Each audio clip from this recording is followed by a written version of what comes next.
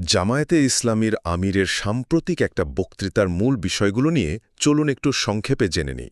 তো চ্যানেল ২৪-এর একটা ভিডিওতে জামায়াত আমির তার দলের ভবিষ্যৎ পরিকল্পনা নিয়ে কথা বলেছেন।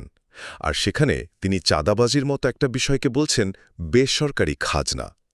বেশ ইন্টারেস্টিং, তাই না? চলুন দেখি তার ভাষণের ৩টা মূল পয়েন্ট কি ছিল।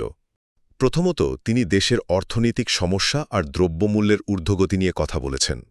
তার মতে এই সব কিছুর একটা বড় কারণ হল এই বেসরকারি খাজনা, মানে চাঁদাবাজি। আর এটা থামাতে তিনি ৩টা সমাধানের কথা বলছেন। ১.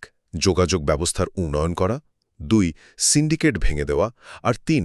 চাঁদাবাজদের ভালো কাজে ফেরানো। দ্বিতীয়ত, তিনি দেশের নদী আর বন্দরশিল্প কারখানা বাঁচানোর কথা বলেছেন। বেশ আবেগ দিয়ে তিনি বলেছেন, নদী বাঁচলে মাটি বাঁচবে, মাটি বাঁচলে আমার মাও বাঁচবে। সাথে কুষ্টিয়া চিনিকলের মতো বন্ধ কারখানাগুলো আবার চালু করারও আশ্বাস দিয়েছেন। আর সব শেষে তিনি ন্যায় বিচারের প্রসঙ্গে ফিরে এসেছেন। তিনি বলছেন, তাদের যে নির্বাচনী প্রতীক ছিল, পাল্লা বা দাড়িপাল্লা, সেটাই তো ন্যায় বিচারের প্রতীক। তার ভাষ্যমতে আগের সরকারগুলো নাকি ন্যায় বিচারকে ভয় পায়, ঠিক যেমন বিড়াল গরম ভাতকে ভয় পায়।